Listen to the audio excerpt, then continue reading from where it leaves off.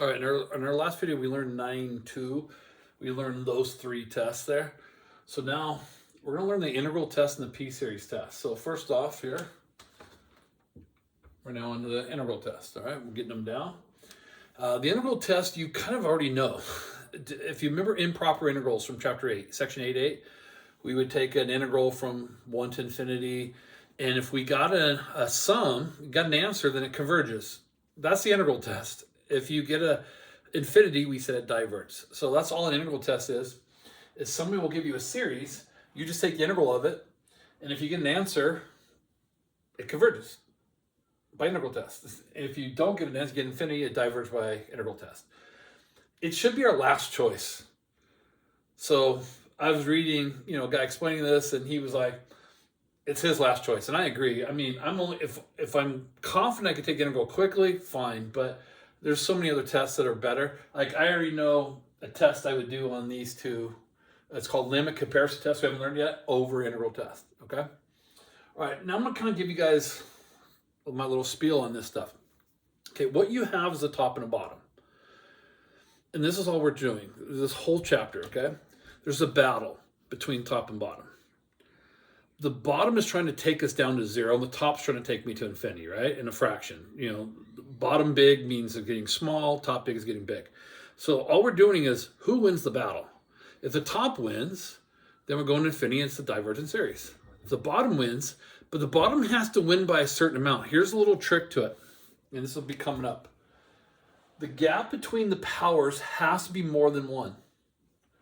So this one is 1 to 2. The gap between those is 1. That's not enough. This is actually, we're going to find out, a divergent series. The gap between these two is 2. So it's definitely a convergent series. So the gap has to be more than 1. It could be 1.1. That's enough. But 1 or less, it's not. That's that's what my students call Graham's rule. Okay. So that's my rule. And I'll explain it further when we get to another test. Okay. So you guys don't know that unless I tell you that. You just kind of go, oh, I know that's divergent from what I told you just now, okay? But here's how we would do it. We don't have a test so far that would do this, so we could take an integral of this from 1 to infinity and just use x's instead. That's why it's saying in terms of x. All right, if you recognize that, that's natural log, all right? We're just missing a 2, so the adjustment's a 1/2. So I have 1/2 ln of absolute value of x squared plus 1 from 1 to infinity. And as you know, in proper integrals, this is our b. So we got to take the limit. B is approaching infinity. Then plug in 1. So if you remember, we have to do the limit as we're approaching infinity. Again, if I put infinity squared is pretty big. Ln of infinity, remember ln grows to infinity, it goes to infinity. So this is infinity minus something. So we get infinity, so it diverges. So here's what the test says. If the integral diverges, then so does our series. That's what they're saying, they're 1-to-1 ratio. Whatever the integral does, my series does. So you say, oh, diverges by, and then you would say integral test.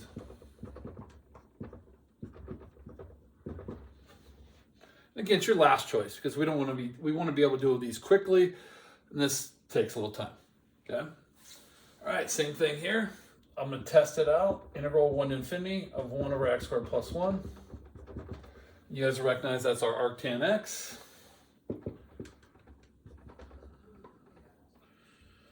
Let me erase this one here.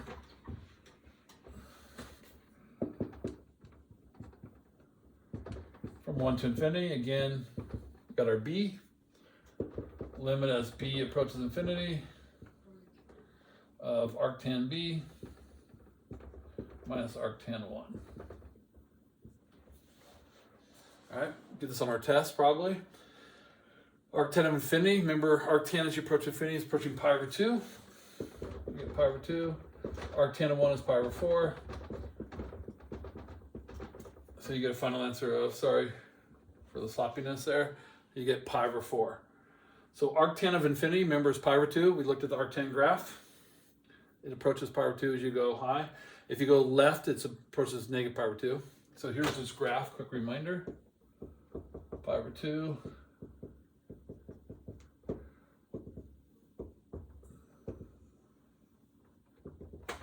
So remember, the graph stays between negative 90 and 90. So as I go to infinity, we're approaching pi over 2. Negative infinity, negative pi over 2. All right? So that's pi over 2, and arctan of 1 is pi over 4. Get pi over 4, so we say we got an answer, so it converges by integral test. So C by integral test. All right? Not the best one, but last resort. All right, taking integrals. All right, let me show you p-series.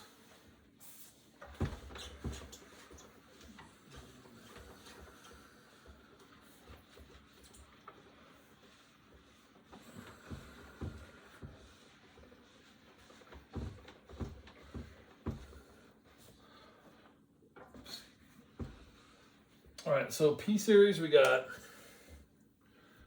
series that look like this. It's got to start at 1. Can't start at 0. That's a p. It's called p-series because it's 1 over n to the p. Let me write this much bigger. So I looked at my textbook from college. We put k's, so they called it k-series. You know, it's whatever letter we're using. All right. This is kind of where I got my rule from. P, for it to be convergent, P has to be greater than 1. In other words, that gap between, this is 0, so this gap has to be more than 1, okay? Diverges if it's somewhere between 0 and 1. So people go, what about negative? Well, if it's negative, then I'll go to the top and it's a n-term divergent series because it's on the top. So if I were to plug in numbers here, this is getting smaller and smaller. It's approaching 0, but if it approaches slowly, if you guys remember, we did some improper integrals where we had the bottom bigger, we got infinity one time, and we got 0 another time. And so that's kind of getting you ready for this stuff. So all you have to do is look at it. These are pretty simple ones. So I got a few examples here. So I got 1 over n squared. I got 3 over n. And we're gonna, oh yeah.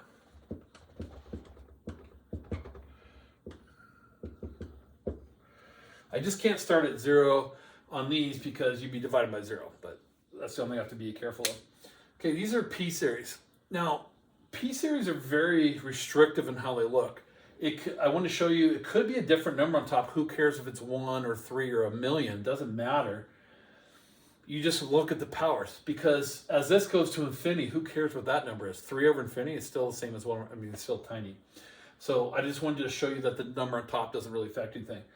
But see, the gap here is 2. That's plenty. If it's more than 1, it converges.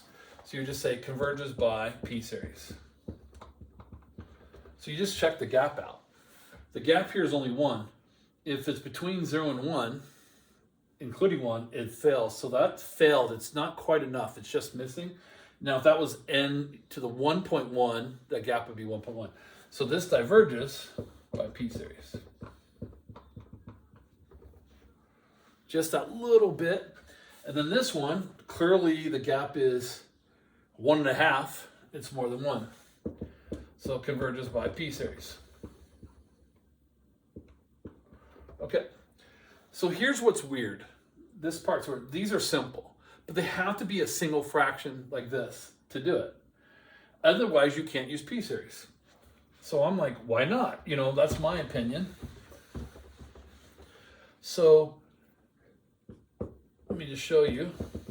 Let's start at 1 here. So this is, I know it's convergent because the gap's 2.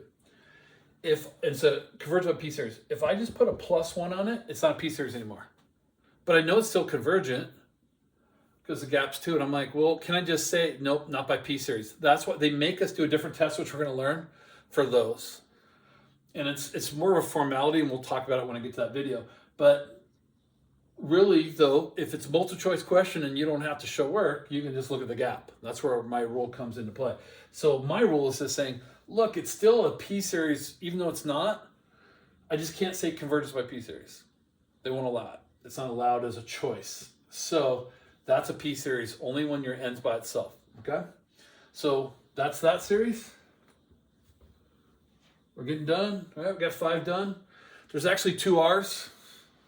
They're taught in the same day, so we got 5 done and pretty much 5 to go. All right.